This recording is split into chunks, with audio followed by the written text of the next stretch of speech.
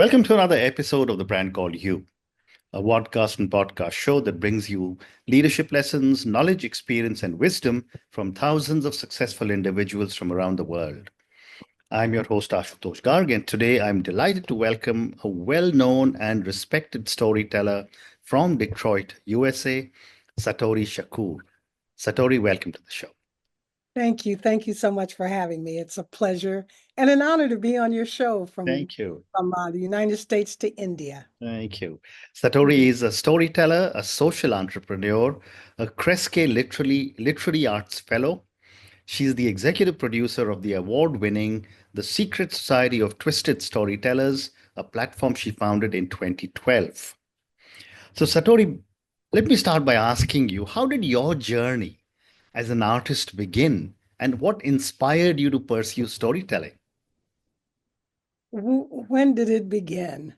I think that one discovers that they're an artist. It's not apparently clear to you, but the feedback from the outside world Yeah. usually tells you you're strange. Mm. Why are you doing that? Why don't you, be normal? But I started out loving music and Mhm. being a violinist. And by the time I was matriculating to university, I decided to major in voice. So I studied voice and wanted to perform and moved to New York and Mhm. finally auditioned and got on the road with a Parliament Funkadelic, George Clinton, Mhm. became one of the brides of Funkenstein and was recording and Wow. touring with Mhm. them. And of course, as an artist, you're not the thing. You're not the singer. You're an artist who sings. Mm. And so I wanted to expand my performance Mhm. career. So I became an actor, a stand-up comedian, and all the time I had to create opportunities for myself because opportunities aren't that abundant Mm. when it comes to acting. You might have Right. an agent, but depending on your type, your race, your height, whatever your type, Mhm. you might not get offered Mm.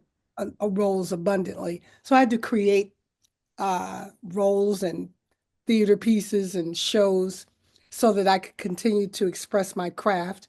I'm an impatient person, so I don't like to sit around and think about an idea. I like to implement it, put it in the world. So Mm. that's how I became a social entrepreneur because I was very interested in, excuse me, collaborating with other people. I am Mm. in the process of having a lot of different people involved in one idea that satisfies their artistic inclinations or their business inclinations. Mm. So that's what I've done um, Fantastic. for my Fantastic. for my whole life. Yeah. Fantastic. And what led you to co-found the Obsidian Theater Company, and what impact has it had? Okay, so Obsidian Theater Company, I was living in Toronto, Ontario, Canada. And again, it's I fell in love with a play called Mm. Neat Mountain Dew. I produced a reading of the play and invited theater companies and producers to come see it Mhm. so we could have it produced. But as I went around trying to shop the play to the different theaters in Toronto, they Mm. would tell me, no, our mandate doesn't, allow that, or no, you can't have an American director. It Mm. was basically no. Mm. And and then one of the actors in the play said, you only one black play can be accepted. And I Mhm. said, why? I said, what if there are three really excellent plays? She goes, only one. Mm. So like I said, I'm impatient. And I thought, and it just made logical sense. It would probably be easier to start a theater company than Mm. it would to try to get this play produced. So Mm. that's what happened. We brought together 12 of Toronto's top actors, Mm. and we began this journey of founding a theater company. I Mm. didn't know anything about uh, running a theater company. I was not an artistic director, and Mm. I didn't have to be. All I had to be Right. was a catalyst, a founding member, and Mm. a utmost support. Amazing. And so now the theater company has been there, what, 25 years? Hmm. It leads in diversity across Canada. And so when I go to Canada to do a play or to visit to Toronto, I'll often meet people who are part of Obsidian Theater Company. And I said, Wow. oh, I'm one of the founding members. And they go, really? And Mhm. so that feels good to have people Mhm. not even know that you 100%. you help found the thing that they're being nourished by or that they get to participate in or get to, Mm. yeah, so What an that, amazing story. Thank you for sharing this. yeah. One more question relating to you, and then I want to move to storytelling. Mhm. How did receiving the Kresge Literary Awards Fellowship uh, change you, and how did it influence you as a storyteller?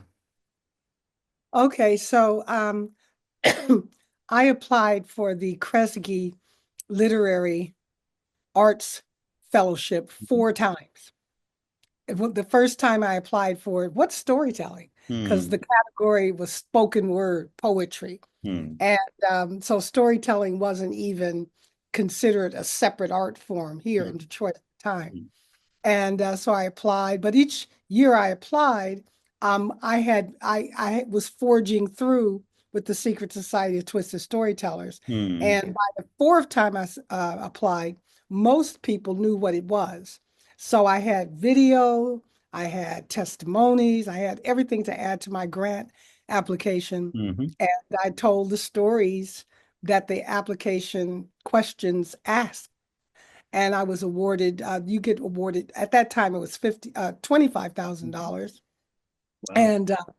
and classes where you could, cohorts where you could Hmm. go and learn how to sustain yourself as an artist. Hmm. So it changed me in the fact that it allowed me to have a little stash of money. I took $5,000 of that and did a leadership course in Cancun, Hmm. which empowered me. I've I put the money in the bank, Hmm. and I just continued to plow through with the Secret Society of Twisted Storytellers Hmm. and learn from the classes that were offered and continue to grow. Hmm. But what was very exciting was that I was the first Kresge Fellow to be granted in the category of storytelling. Amazing. And Amazing. then the following year, Dwight Skip Stackhouse was awarded the storytelling Wow. category. Hmm. And he came through the Secret Society of Twisted Storytellers. He's a Hmm. very good storyteller, and he had videotape that we provided because we videotape all of our shows. Hmm. So, he's gone on to do things, so. Fascinating. Fascinating. Thank Mhm. you. Let's now move to your avatar as a storyteller and a social entrepreneur. And Mhm. my first question, Satori, is how do you define the power of storytelling when it comes to healing and social transformation? Okay, so if people go to my YouTube channel, Hmm. they can see the power of storytelling. Hmm. But storytelling is perhaps the oldest human art form. Yep.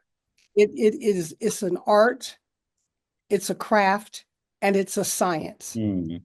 And human beings of all cultures tell stories for different reasons. It's a Yep. user-friendly kind of tool. It's a Hmm. tool of communication. It's the most effective delivery system of information and ideas. Hmm. Um, what happens is when you're telling a story and you're telling it well, Hmm. the brain releases different hormones like Hmm. oxytocin, Yep. dopamine, and those hormones help to engender empathy, Hmm. compassion. It Hmm. wants to know what's going to happen next. So if you're telling the story, your brain just automatically is identifying with the character in the story. Hmm. If you're telling a story of great challenge and overcoming, which is the Hmm. kind of stories I like to curate, Right. um, then the audience who is listening is connected you know, empathetically Hmm. and with compassion, and they will find themselves in the story, or they will Hmm. recognize Hmm. someone who has gone through the same thing or faces the same challenge. Hmm. We've had people tell stories about having lupus, and she's had lupus for 20 years. and a woman in the audience who just was diagnosed with lupus. So they could connect and she could tell her 20-year journey with a woman who just was diagnosed, give her hope. We find mentorships. We have ex-Marines who, well, I guess veterans who have gone on to become spokesmen for PTSD. Folks have made films. Folks have historical markers. Mm, Just so and also I have a part of the one of the branches that grew out of the platform, the Secret Society of Twisted Storytellers, mm, put me in contact, and I teach and facilitate storytelling workshops. And mm, so I've done it for SimQuick, which is an organization here in Michigan that addresses um, biases, um, uh, people who in the health profession. mm, So like women of color who go into a hospital, it's unconscious. Their judgments are made. There's an assumption they can handle more mm, pain. They're mm, not heard. So I'll coach them in bringing out their stories so mm, they can go to Congress and lobby or go into hospitals and explain to them, or newborn mothers, or women with health challenges, or recently University of Detroit Mercy, who told trauma stories from people from Iraq, from India, who have gone through trauma and the overcoming of that trauma. yeah. Um, all, especially now with immigration being such a big issue here, and how it's being handled here. Mm, There's a lot of fear, so storytelling helps to right. soothe the Mm, savage beast, as we say. So there's so much available mm, in storytelling. It is very, why wouldn't one want to use the most powerful communication tool there is mm. in the way that they communicate or incorporate it into what they're Yes. teaching, Mm, or even in a business meeting, because statistics are fine, but your eyes glaze over. yeah. And statistics are nothing but a story about how many people experience Mm, this or that. yep. So it's still, everything is story. Very We're story impressive. machines. What a great response. Thank you. And Satori, what would you say are some of the key elements that make a compelling story? There are a lot of different tools, Mm-hmm. but when I first start to teach, I focus on three tools. Mm, One, the story should be simple. mm-hmm.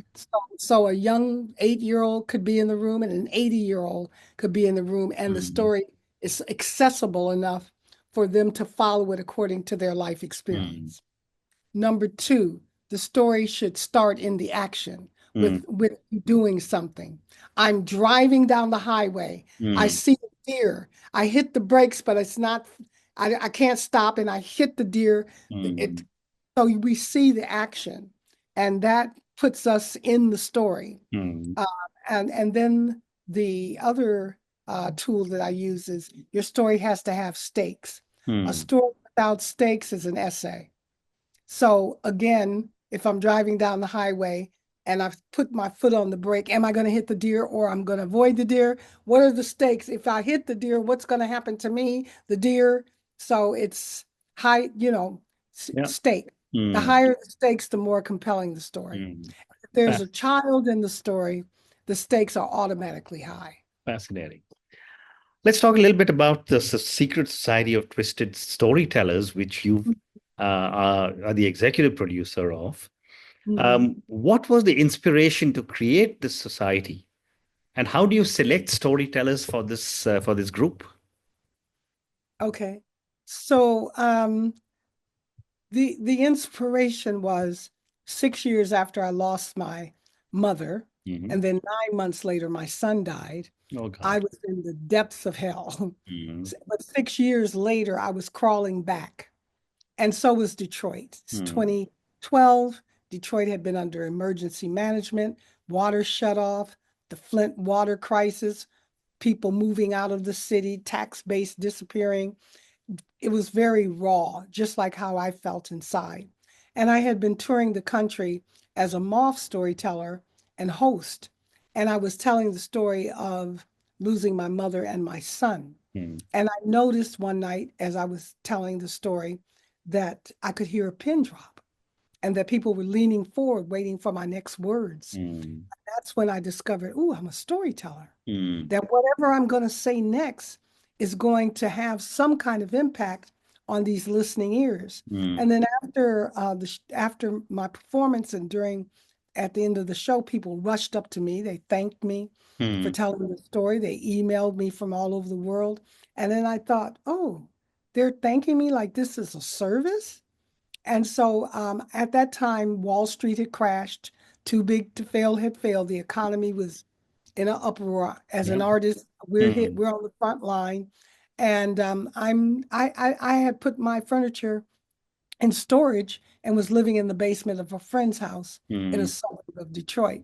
I'm sitting in her garden one morning, and it hit me. What if there was a place where mm, people could listen, tell stories, stories that made a difference? mm, Uh, and then that's when I formed the mission that connect humanity, heal and transform community, and mm, to provide an uplifting, thought-provoking, soul-cleansing experience through the art and mm, craft of mm, storytelling. mm, And so 13 years later, we're still going strong. I had no money, like I said. mm, So I sold tickets in advance. We sold out at 45 seats, and it's been growing ever since. And how do I pick storytellers? In the beginning, I did have to go after storyteller because they didn't understand what it was. And mm, then I realized I had to coach them because everybody has a story, they don't know how to tell it.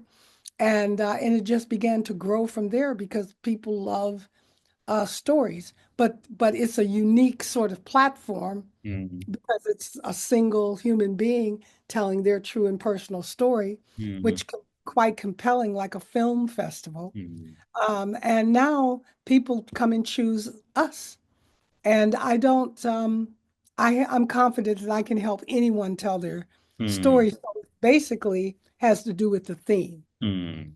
Amazing. So this month is disruptive. Mm, Last month it was women warriors.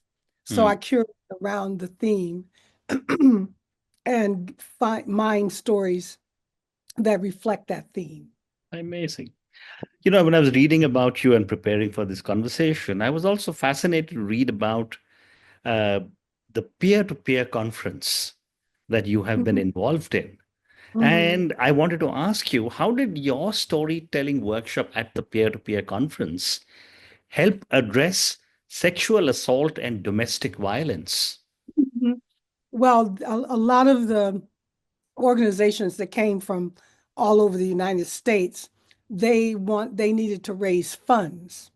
The American Rescue Plan funded Hmm, the event, and they wanted to raise funds. And so storytelling is, like I said, the most effective delivery system. hmm, So it was very effective because a lot of the stories or a lot of the things that they wanted to talk about to appeal to funders, hmm. you couldn't see it, Yeah. you know. So I brought about three or four people on stage. Some of them, excuse me, didn't even speak English, so I had to go through a translator. But they could see the difference between this talk Hmm, words hmm, and words used to create images and hmm, feelings and experiences. So they could see, oh, because what you want to do is stimulate that dopamine and that oxytocin, that hmm, empathy. So you want to engage the funder to the degree that they feel something, hmm, connect with something, and hmm, then want to answer the call to fund hmm. to donate money. Yeah. Well Yeah. said. I have time for two more questions for you. My Okay. next question is, how do you balance artistic expression with the business side of social entrepreneurship? Oh, well, I'm not that good at business. Uh-huh. So the first thing I did was hire a bookkeeper Okay. and an accountant. Hmm, Then as we've grown, I have a team. You know, I have a team. because now we're able to get grants. And so I have a production team who runs the production and all of the lights and sounds and video and Mm. stuff. So it takes a lot from me. I have an assistant that posts to social media and like that. So I get people who know what they're doing and love what they do. Mm. And and then that leaves me free to do what I love to do Mm. inside of this organization. Mm. Amazing. Mhm. And my last question for you, Satori. You know, you are a storyteller, you're on stage, you are an actor. How has the digital media changed the way the world tells and consumes stories? Well, before COVID, we were live here in Detroit. And then during COVID, we had to move online. So, in moving online in Zoom, as you can see, you and I are Yeah, talking across yeah, miles and miles and correct. miles of water and land. So, Mm. I could really curate storytellers from anywhere. And so I still have that ability. Mm. Instead of renting a space to rehearse in, we can do it over Zoom. Mhm. Um, Digital helps us get the word out as Mm. we do this podcast. Yeah. Like you're gonna, and I appreciate it so much Mhm. that your platform will expose me to people who never heard of me before, Correct. Mm. and I'll be able to connect with them, and they can know about what's going on here, Mm. and hopefully that may give them an interest as I'm Correct. producing my film Mm. that's coming out in May. It's a global streaming release, Mhm. and they'll enjoy that. So I think the digital world serves anyone who wants to take advantage of it. Mm. Wow. I thought that was my last question, but what you just said has I'm going to ask me to ask you one more question. Tell me Mhm. about this film that you're releasing. Well, the name of the film is Confessions of a Menopausal Femme Fatale. Mm-hmm. And we're just coming into the knowledge that we don't know that much about menopause. Mm. Women are women are getting misdiagnosed. 6 million women Mm. enter into menopause every day. Mm. And so now that women are turning 50 years old, and they're powerful women, they're like our governor here in Michigan, they're like Kamala Harris, they're like CEOs and grandmothers and Yeah. women that sit in seats of power. Mm. Their their voices and their demands are heard. Mm. So they're even doctors don't know that much about it. Yeah. So it's a movement now, and I'm working with the Michigan Women's Commission Mm. here in Michigan to get to stimulate that conversation. It was an imperative that I promised myself some years ago because Mm. when I would ask women about it, they didn't remember, or it ages them, and women don't want to age because we've been socialized to Yeah. perform to Mm. patriarchy, and patriarchy likes us to be young and perky Yeah. and childbearing and relevant to them and their needs. Mm. But Mm. I know that having lived a certain amount of life, you become more valuable, more Absolutely. wise, more Absolutely. everything. And so why would that contribution that you've earned and that you just feel compelled to share, why Mm. should that be relegated to a rocking chair with your glasses on the Yeah. tip of your nose? Yeah. Yeah. Raising grandchildren. So Absolutely. I made this movie, which is my story, and with the intent of having women come out of the closet and start talking about not only menopause, but Mm. other things that women deal with but don't talk about, like Absolutely. postpartum depression, like fibroids, like lot of different things, and demand that science helps them So, discover yeah. remedies. And then once those symptoms are handled, then you can focus on the power that Mm. you're moving into called The Change of Life. You're moving into the most powerful time of your life. And so I wanted to make this movie, which is very funny, it's a roller coaster of emotion.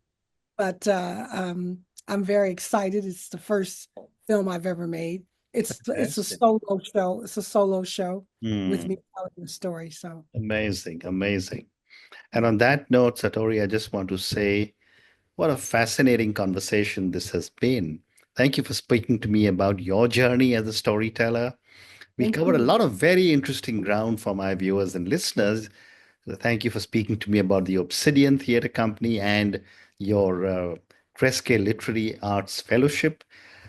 We had some interesting discussions on the power of storytelling, on the key elements of a compelling story, and what you said were the three S's: keep your simple story, keep your story simple, have started with some action, and make sure there are stakes in the story. Thank you for speaking to me about the secret society that you founded, about your storytelling workshops, how you're balancing artistic expression, and of course, finally telling me about your forthcoming movie, Confessions of a Menopausal Femme Fatale. Thank you again for speaking to me, and good luck to you. Thank you, and good luck to you as well. Thank you. Thank you for listening to the Brand Called You videocast and podcast, a platform that brings you knowledge, experience, and wisdom of hundreds of successful individuals from around the world. Do visit our website www.tbcy.in to watch and listen to the stories of many more individuals. You can also follow us on YouTube, Facebook, Instagram, and Twitter. Just search for the Brand Called You.